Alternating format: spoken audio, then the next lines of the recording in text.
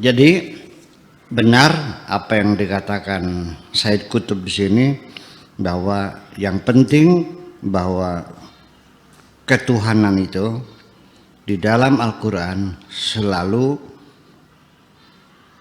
disertai dengan kepemilikan atas segala sesuatu yang ada di bumi ini. Wal haimana, dan hegemoni, hak hegemoni, menentukan segala-galanya. Haimana, makanya sifatnya adalah muhaimin. Allah itu adalah muhaimin, yang maha menghegemoni, artinya bisa mendikte apa saja. Innama amruhu idza arada syai'an ayaqula lahu kun fayakun. Wal sultan, dan kekuasaan. Wal qahr, dan hak paksa. Allah punya hak paksa yang mutlak, memaksakan kehendaknya. Enggak ada urusan dengan keinginanmu. Allah maunya begini, yang terjadilah. Fatauhid al-islami, maka ketauhidan Islam itu laisa mujarrad tauhid dzatillah, bukan hanya mengesahkan zat Tuhan saja, bukan mengesahkan zatnya saja. Ya, wa innama huwa tauhidul ijabi, tetapi mengesahkan secara positif. Pengesaan positivism, positivism ya. Iya. Tauhidul fa'iliyah, mengesahkan fa'iliyah sebagai pelaksana, sebagai pelaku. Wa ta'thir, dan juga esa dalam artian pengaruhnya. Fil kauni, di dalam alam semesta ini. Wa tauhidus sultan, dan maha esa dalam kekuasaannya, artinya tidak ada yang berkuasa bersama Allah dan tidak ada kekuasaan di atas Allah. Allah yang maha berkuasa. Wal haimanah, dan hegemoni edon juga. Wa mata sya'urat an-nafas, ketika jiwa kita telah dapat merasakan anna lillahi ma fis samawati wa ma fil ardi, bahwa apa saja semua yang ada di langit dan yang ada di bumi itu adalah milik Allah.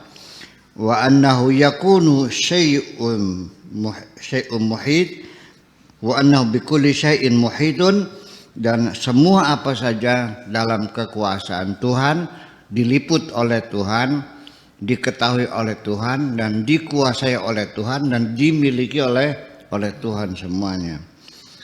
La yanuddu syai'un, tidak ada yang menjadi serikat, tidak ada yang menjadi pepadan, tidak perlu pendamping, tidak perlu teman, tidak perlu persekutuan apapun an ilmihi, dalam keilmuannya, wala an sultanihi, ataupun dalam kekuasaannya. Allah dalam kekuasaannya, dalam pengetahuannya, tidak perlu sharing dengan siapapun, sendirian. Tuhan yang menentukannya. Karena hadza ba'ithuha al-qawi ila ifradillahi subhanahu bil uluhiyati, itulah yang dimaksudkan dengan mengesahkan Tuhan sebagai Tuhan. Esa dalam hal ketuhanan adalah yang seperti itu. Wal ibadati, dan esa dalam pengabdian. Artinya kita, makanya wa iyyaka nasta'in, iyyaka na'budu, hanya kepada engkau sajalah kami mengabdi. Jadi pengabdian yang kita lakukan, lagi-lagi kalau ibadah, nyembah. Ibadah bukan nyembah. Abada ya'budu ibadat, ibadatan itu saya namanya abdun. Tuhan kita namanya ma'bud, perbuatannya namanya ibadah. Saya ini bujang, Allah itu majikan. Apa yang saya lakukan semua itu adalah pengabdian. Lagi-lagi menyembah, makanya Tuhan sesembahan. Saya nggak mengerti sejak kapan Tuhan sudah menyuruh Anda suruh menyembah Dia. Bilang saya sesembahan. Enggak, Dia Tuhan kok, bukan sesembahan. Jadi bukan suruh nyebokin pantatnya Tuhan, bukan. Mengabdi untuk menegakkan supremasi hukum, mengabdi untuk membangun keadilan sosial, membangun kebersamaan, membangun persaudaraan, membangun kesejahteraan. Itulah ibadah kita. Selama ini ketika kata ibadah sebagai bahasa Indonesia ibadah, konotasinya selalu sholat, puasa, zikiran, naik haji tiap tahun, muter-muter Ka'bah, ngelilingi Ka'bah, labbaik Allahumma labbaik, labbaik Allahumma labbaik, muter-muter gitu. Dikiranya paling hebat gitu. Enggak kok.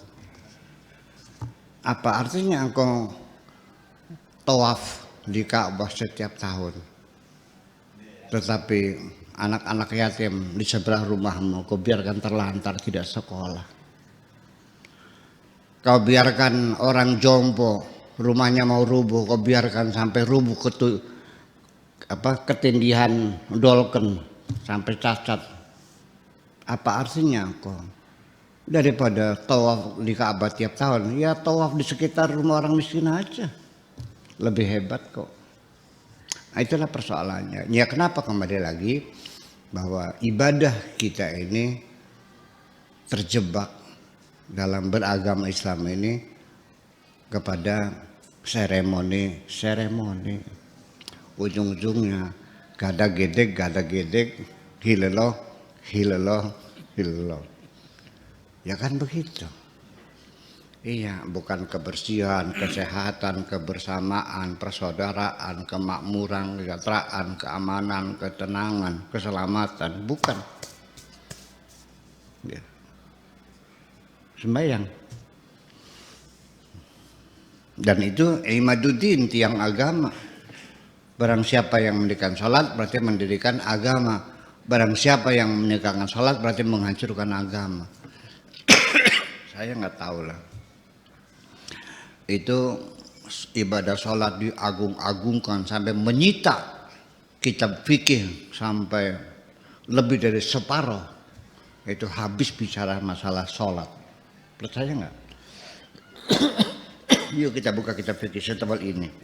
Separuhnya nih bab sholat. Tapi keadaan sosial nggak dibahas kok. Supremasi hukum nggak dibahas. Ini siapa yang melakukan? Saya menduga ini di framing oleh para penguasa pada zaman dinasti Abbasiyah abad ke-5, abad ke-6, kira-kira sekitar itu. Supaya umatnya tidak ngerecoki kekuasaan, dikasih kesibukan. Itulah sampai sekarang. Ya sudahlah. Saya mah tidak menyalahkan siapapun. Saya juga belajar juga begitu dulu. Untuk mengukur orang tuh sholat atau tidak, sholat enggak? Rajin enggak sholatnya? Seperti satu jaminan, kalau sholatnya 5 waktu itu sudah paling hebat, sudah sempurna. Ya udahlah, nggak ada masalah, silakan. Tapi nyatanya ada enggak orang yang sholat berjamaahnya rajin tapi bertengkarnya rajin juga? Ada. Yang hafal Quran tapi korupsi ada enggak? Ada enggak? Jawab dong, jangan malu. Ya iyalah. Apakah ilmu tidak bisa mempengaruhi? Tidak. Yang bisa memberikan pengaruh kepada kita adalah aten-aten, artinya jati diri kita, perasaan kita, jiwa kita. Itu yang menuntun kita, yang dapat bimbing dari Allah. Jadi bisa saja ilmu setinggi langit, tapi enggak benar aja. Iya. Hanya saja ketika orang itu beriman, terus plus ditambah dia berilmu, ini derajat pangkatnya lebih tinggi daripada orang yang beriman saja tanpa berilmu. Itu saja persoalannya. Yarfa'illahu alladzina amanu walladzina utul ilma darajat. Itu.